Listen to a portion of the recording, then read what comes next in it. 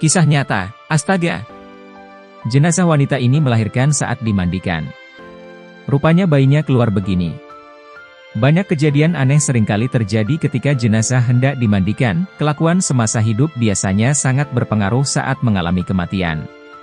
Tidak semua sama dan tidak bisa dipukul rata. Kematian merupakan akhir kehidupan, dan sering ada cara Allah memberi peringatan dari kematian untuk yang masih hidup. Seperti kisah nyata yang dituturkan wanita satu ini. Wanita itu berprofesi sebagai pemandi jenazah. Namanya Nurhayati Ibrahim. Ia menceritakan selama 16 tahun menjadi pemandi jenazah ia pernah mengalami peristiwa yang tak bisa ia lupakan. Satu di antara cerita unik berjalan 2 tahun lalu. Saat dia memandikan jenazah ibu muda yang masih tetap berumur 19 TH. Ibu muda itu meninggal karena ditabrak mobil dan saat itu ia tengah hamil. Entah mengapa ketika ia memandikan jenazah wanita itu, bayi dalam rahim mayat wanita itu keluar. Anak dalam kandungan keluar dari rahim yakni pengalaman yang susah saya lupakan, tutur Nurhayati. Selama 3 bulan, Nurhayati tidak bisa melupakan momen itu. Bukannya takut, namun terperanjat saksikan bayi yang mendadak terlihat di samping ibunya keluar dengan cara biasa dan tidak susah. Ketika saya bersihkan dada mayat yang hancur ditarak mobil, saya tidak tahu pasti bagaimana bayi itu bisa keluar sedang ibunya hanya cedera pada atas dada saja, tambahnya.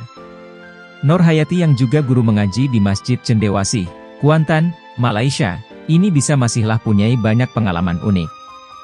Satu di antaranya memandikan jenazah dengan mayat pengidap HIV, korban pembunuhan, dan bahkan hanya tinggal kerangka.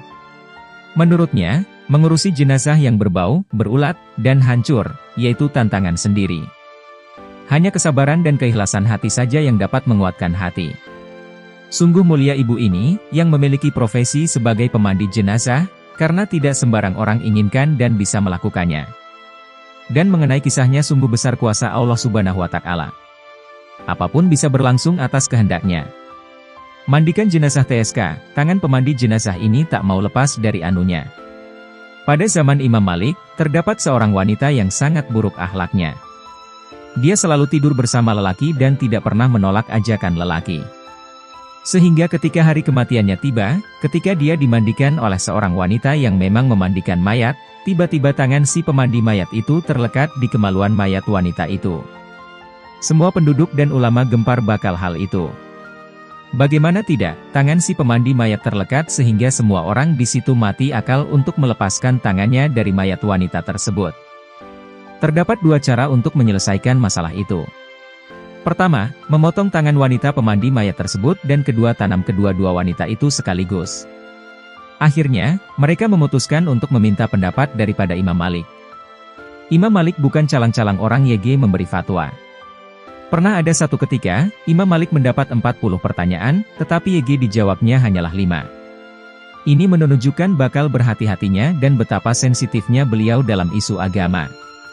Imam Malik bertanya kepada wanita si pemandi mayat itu bahwa adakah dia berkata apa-apa kepada si perempuan tersebut semasa memandikannya.